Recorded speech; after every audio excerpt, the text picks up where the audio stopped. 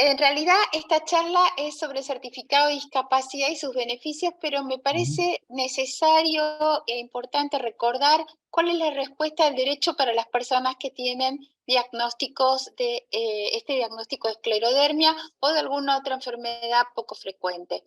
En realidad, partimos de la consagración en nuestra Constitución a través de los tratados internacionales y a través de, o sea, la garantía constitucional al derecho de la salud, y esto implica que tiene carácter de derecho humano, y el hecho que tenga carácter de derecho humano, esto determina que no es tan importante acordarme el número de ley, sino saber o conocer la naturaleza jurídica del derecho para saber y poder exigir ese derecho. Es decir, no es suficiente que el derecho esté garantizado en la Constitución Nacional, sino que efectivamente la gente pueda acceder a la cobertura de salud y discapacidad.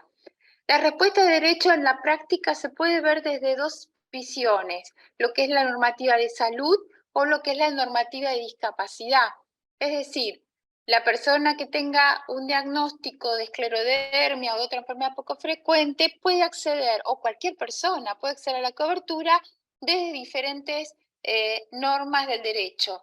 ¿Y cuál es la diferencia de acceder a desde la normativa de salud o de la normativa de discapacidad? Los beneficios sociales?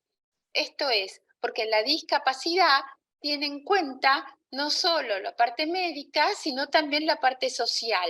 Entonces, uno puede tener respuesta ya sea tenga obra social, tenga prepaga, o esté excluido del sistema, o tenga una pensión no contributiva o el PAMI, puede acceder a los medicamentos, a los tratamientos, a los médicos, a todo lo que necesite desde la parte de derecho a salud, o si a su vez esa persona se encuentra en una situación de vulnerabilidad social, desde la normativa de discapacidad. Esa es la diferencia.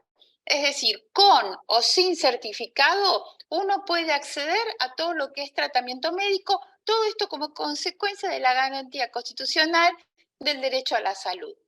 Entonces, me parece que resulta importante brevemente detallarle cuál es esa normativa de salud para después entrar de lleno en la normativa de discapacidad, que es el motivo de esta charla. Entre la normativa de salud tenemos lo que se denomina la Ley de Enfermedades Poco Frecuentes. Y ustedes me dirán, ¿cuándo una enfermedad es poco frecuente? Quizás el nombre nos dé una idea en principio de que se trata de una enfermedad que no tiene mucha incidencia.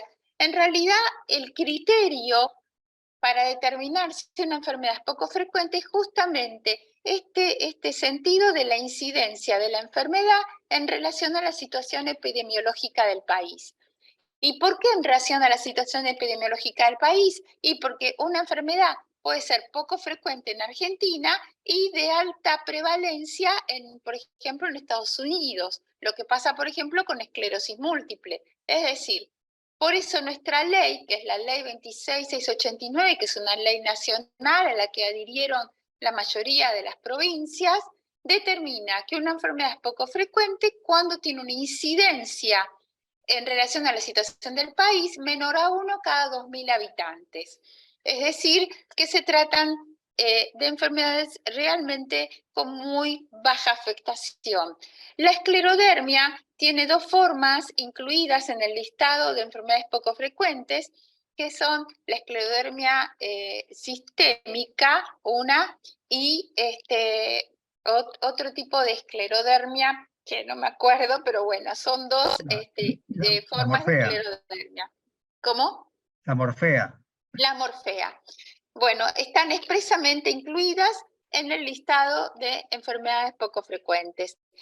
Igualmente lo que importa es, el listado es importante porque da una certeza de que está incluida la enfermedad, pero en realidad lo que importa es probar la baja incidencia. Y esto es muy importante porque esta ley de EPOF es una ley que es complementaria al programa médico obligatorio, que es la norma básica de salud, el piso mínimo de cobertura de salud en nuestro país. Y esta ley de enfermedades poco frecuentes tiene dos aspectos.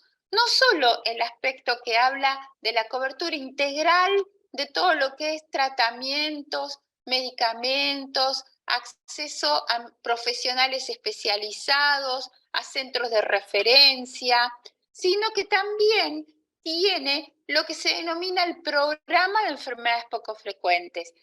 Si bien este programa está funcionando no como uno buscaría que funcione un programa, es muy importante contar con un programa. ¿Por qué? Porque los programas son para la gente sin obra social. Y esto implica que cualquier persona en cualquier lugar del país puede acceder a través del hospital público al programa para que le dé los tratamientos que requiere. Por eso, que tenga acceso a un centro de referencia, etc. Por eso es muy importante la ley 26689, no solo porque obliga a obras sociales y prepagas a cubrir el 100% de todos los requerimientos de una persona que presenta un diagnóstico de POF, sino esta creación del programa para las personas sin recursos. Igualmente, no está otorgando medicamentos el programa de enfermedades poco frecuentes, pero sí se puede recurrir a través del Ministerio de Salud de la Nación y el Ministerio de Desarrollo Social. Pero después les cuento cómo es el trámite, aunque la mayoría de ustedes lo debe conocer. Bueno, entonces, esto es, primera normativa de salud, ley de enfermedades poco frecuentes. La normativa básica es el programa médico obligatorio. El programa médico obligatorio es una resolución del Ministerio de Salud de la Nación. Es decir, en la escala normativa tiene menor rango que la ley de enfermedades poco frecuentes. Por eso es muy importante tener en cuenta que si el legislador dictó una ley y esta tiene rango superior al programa médico obligatorio, se supone que lo modifica al programa médico obligatorio y esto es muy importante para saber el tema de cobertura, por ejemplo, de medicamentos. Sin perjuicio de ello, el programa médico obligatorio tiene coberturas mínimas básicas que deben respetarse. Por ejemplo, en lo que respecta a internaciones. Las internaciones en sus tres fases, sea domiciliaria, sanatorial u hospital de día, todas están cubiertas al 100%. También tiene previsto todo lo que es el tema de medicamentos. En el tema de medicamentos, ustedes saben que por programa médico obligatorio hay tres categorías o tres criterios para determinar la cobertura. El primer criterio es que cualquier medicamento tiene una base mínima de cobertura del 40%. Si la enfermedad es crónica y prevalente, y esto escuchen bien, porque crónica y prevalente es diferente a enfermedades poco frecuentes. Y ustedes dirán, sí, claro, la misma palabra lo está diciendo, sí, pero en general se desconoce y cuando uno va con una enfermedad poco frecuente, le dicen tiene el 70% de cobertura porque entra en la resolución 310. Esta resolución 310 del PMO es para crónicas y prevalentes, justamente lo contrario, son aquellas enfermedades que tienen una prevalencia importante en relación a la situación epidemiológica del país. Por ejemplo, hipertensión, tiroidismo, asma, alergias, todas estas tienen un 70% de cobertura, son crónicas y prevalentes. Por eso es importante no confundir la ley de enfermedades poco frecuentes con este segundo criterio del programa médico obligatorio. Y el tercer criterio es el de alto costo y enfermedades de baja incidencia. Es decir, cuando hay un medicamento que supera el valor del salario mínimo vital y móvil, se considera alto costo.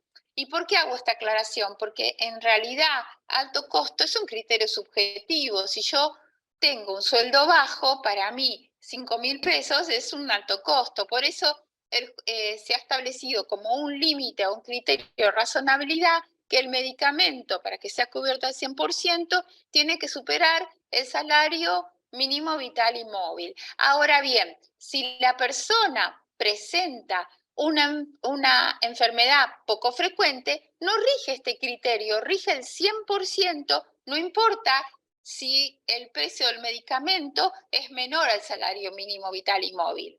Espero que se haya entendido. Es decir, que la ley de enfermedades poco frecuentes determina que todos los medicamentos relacionados con la enfermedad van a tener una cobertura del 100%. Ahora, si la persona se engripa, ese medicamento antibiótico va a ser del 40, que es el piso mínimo de cobertura de medicamentos. ¿Se entiende?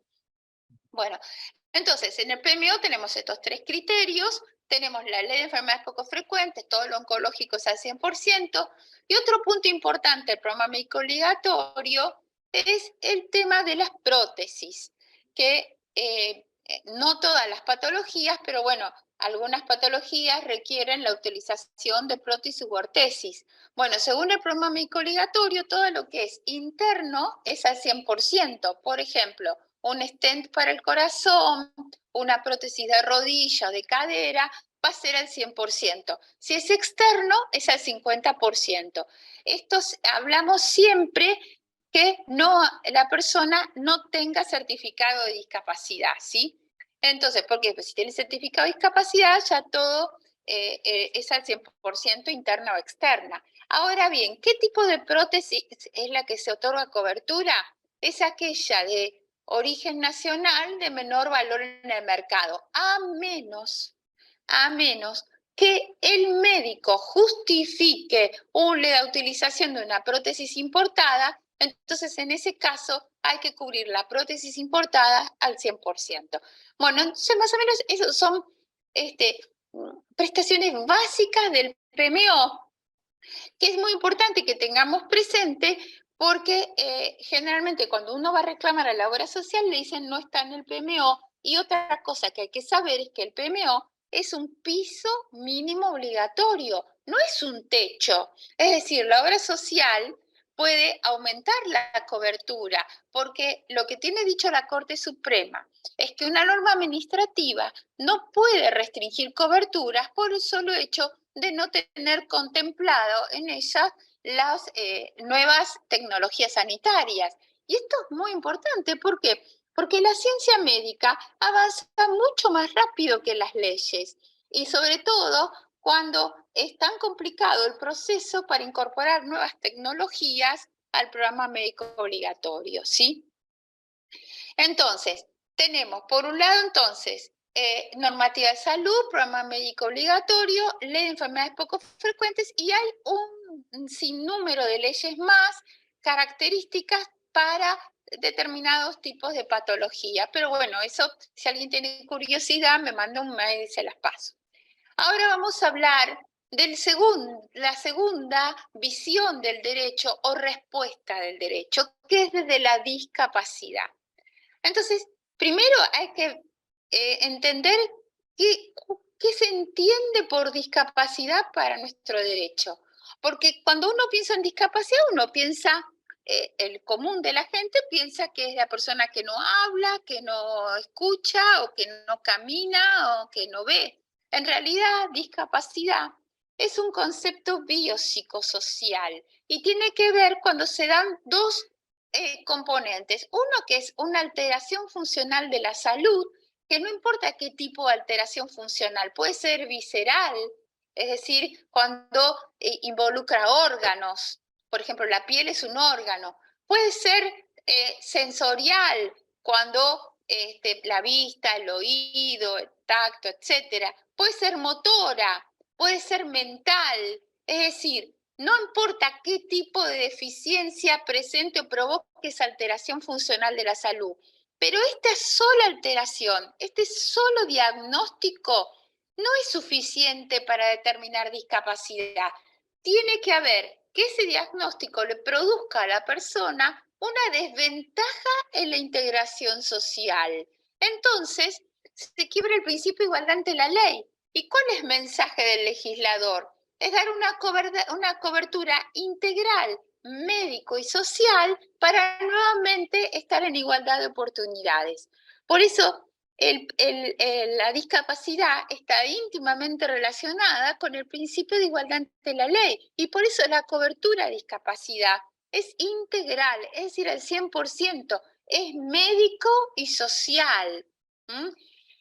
¿Y qué es lo que se requiere en la práctica para acceder a esta cobertura? Se requiere lo que se denomina certificado único de discapacidad, el famoso CUD, ¿sí? El certificado único de discapacidad es un instrumento público. Es como el DNI, o sea, si yo lo pierdo tengo que hacer una denuncia. Este instrumento público es declarativo y no constitutivo.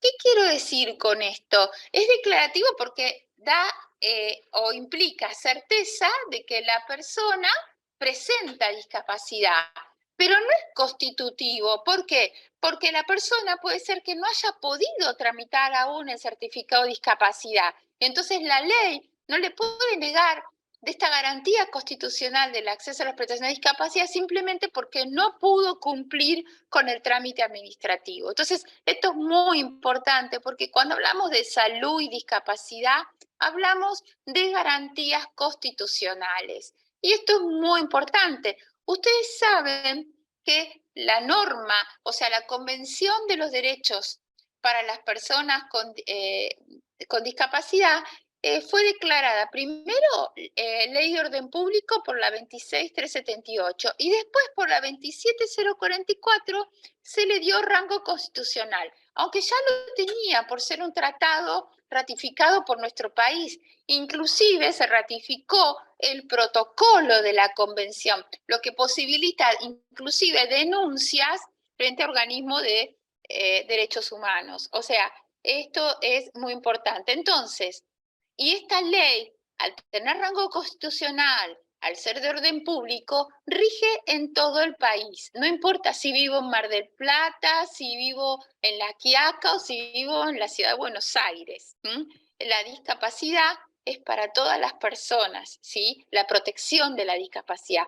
Este certificado de discapacidad no solo tiene beneficios médicos y sociales, sino que a su vez es una importante herramienta de planificación sucesoria. ¿Qué significa esto?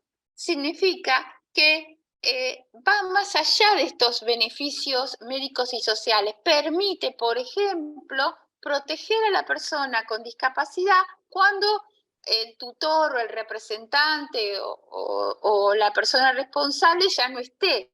Es decir, ¿cómo? Por ejemplo, a través de la posibilidad de las pensiones derivadas, que no se requiere lo que se llamaba proceso de curatela, solamente con el certificado de discapacidad la persona puede heredar la pensión. Después puede ser un medio de acceso a cobertura de discapacidad, sobre todo en línea recta, es decir, por ejemplo, supongamos que hay una persona de 40 y pico de años que se le diagnostica una enfermedad de estas graves y entonces con el certificado de discapacidad, si no tiene aporte porque nunca trabajó en blanco o no pudo trabajar o lo que sea, puede ser afiliado obligatorio, por ejemplo, de una madre o padre con PAMI. Y esto es muy importante porque no solo va a cobrar el padre la asignación por hijo con discapacidad, sino que hereda la pensión y a su vez tiene la cobertura del PAMI. Es decir, son beneficios que van más allá de los médicos y sociales. Ahora, primero y principal, no hay que confundir el certificado de discapacidad con el certificado médico oficial. Son dos cosas diferentes. El certificado médico oficial es el que permite acceder a una pensión no contributiva asistencial y es diferente al certificado de discapacidad, ¿sí? Tampoco hay que confundir al certificado de discapacidad con la pensión por discapacidad, ¿sí? No es necesario para tramitar una pensión, ya sea contributiva o no contributiva, contar con el certificado de discapacidad, ¿sí? Tampoco hay que, no tiene, el certificado de discapacidad no tiene porcentajes de discapacidad, no se aplican baremos. ¿Cómo se determina la discapacidad? En base a una clasificación internacional del funcionamiento de la salud y de la discapacidad, la CIFS, que como el de CIF, esta clasificación establece una serie de parámetros donde están relacionados con las barreras que tiene la persona en su ambiente para su inclusión y su integración social. Es decir, cuáles son los obstáculos que, vaya redundancia, que obstaculizan esta integración de la persona, esta inclusión social de la persona. Entonces, no tiene que ver con un porcentaje. Una persona puede tener un 5% o puede tener un 90% de discapacidad. No tiene que ver con el porcentaje de discapacidad, ni con el baremo laboral de incapacidad laborativa, ni con el porcentaje para acceder a una pensión. Es decir, y tampoco debe confundirse con el proceso de determinación de la capacidad o lo que antes se llamaba curatela.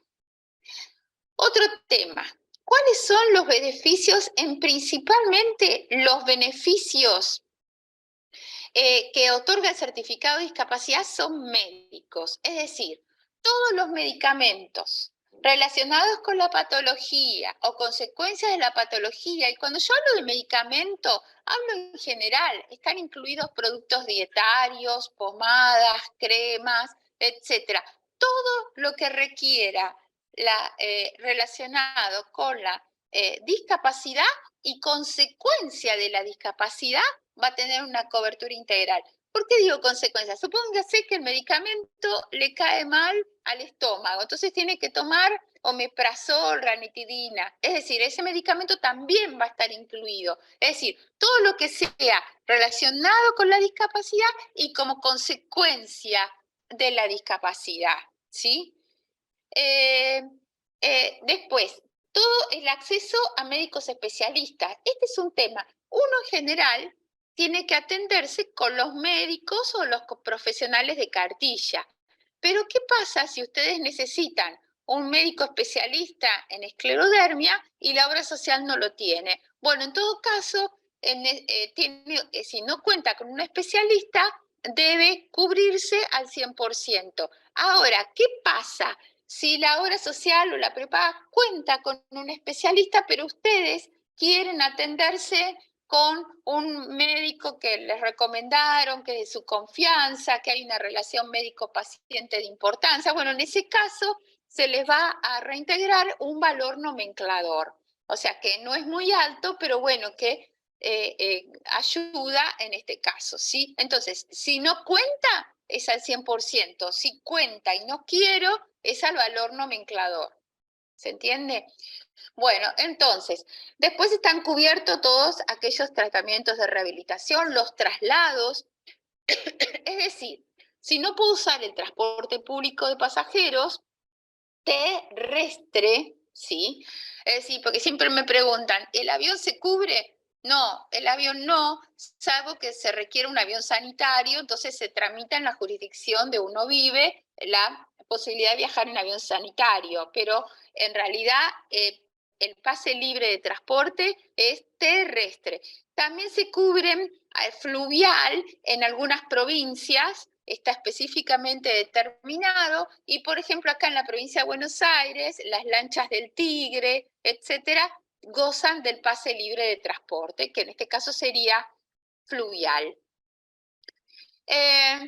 Otro tema es que aquellas personas que tienen certificado de discapacidad pueden acceder a la tarifa social en los servicios, que esto no es menor en un estado y no se les aplican los aumentos o la quita de subsidios, si es que la persona tiene certificado de discapacidad. Y esto es importante porque en este momento de alta inflación y de aumento de tarifas, saber que el certificado de discapacidad colabora con las tarifas sociales.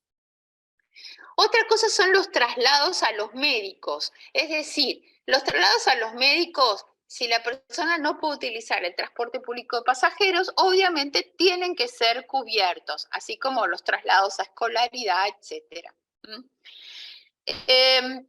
Otro de los beneficios que otorga el certificado de discapacidad es prioridad en los planes federales de vivienda.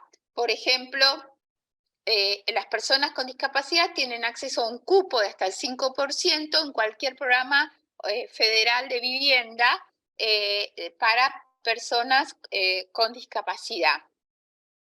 También tienen Bueno, en todos los que son espectáculos públicos, pero de carácter estatal, son integral la cobertura, y lo que es privado, todo depende de la empresa privada, pero en general la mayoría otorga pases libres. Inclusive, bueno, después tienen los famosos beneficios de la franquicia para adquirir un vehículo, ya sea sin impuestos, el pase libre, el peaje libre para las autopistas, haciendo un trámite.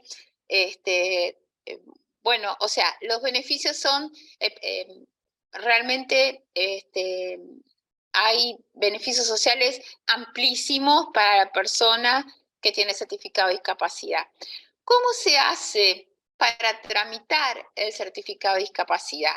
Bueno, en realidad, la autoridad que los emite es ANDIS. ANDIS es la Agencia Nacional de Discapacidad, pero está descentralizada la entrega y el otorgamiento de los certificados de discapacidad. En realidad, uno tiene que concurrir a la junta médica que le corresponde y, por ejemplo, en la ciudad de Buenos Aires, la mayoría del trámite se puede hacer por internet, e inclusive para averiguar qué junta médica me toca y todo, uno entra en la página de Argentina Gobar y ahí tiene dónde, qué junta médica y todo, y uno, por ejemplo, en algunas, depende, como está descentralizado, depende de la normativa propia de cada jurisdicción. Por ejemplo, en la Municipalidad de Vicente López, uno manda un email al Departamento de Discapacidad del municipio, adjunta toda la documental por mail y le dan el turno.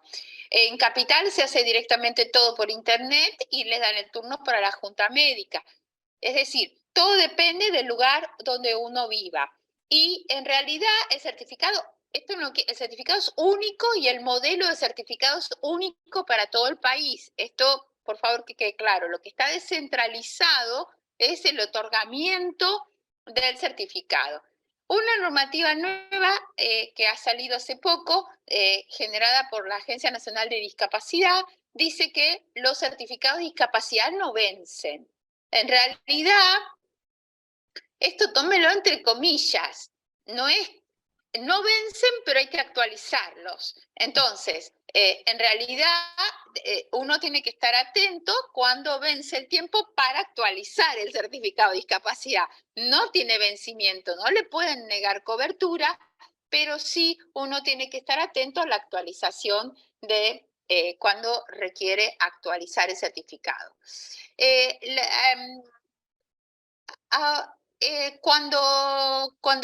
Para el trámite de actualización es muy fácil, todo depende de la jurisdicción, es decir, uno lo puede tramitar desde internet para la Ciudad de Buenos Aires, por mail en algunas juntas médicas, y todo depende de las características de cada junta y de los requisitos, pero los requisitos son siempre los mismos. Cuando ustedes vean en la página Argentina Gobar los requisitos, van a ver que hay planillas para determinadas patologías. Bueno, estas planillas no son obligatorias, son para cuando la gente no tiene informes médicos. Entonces, ¿qué hace?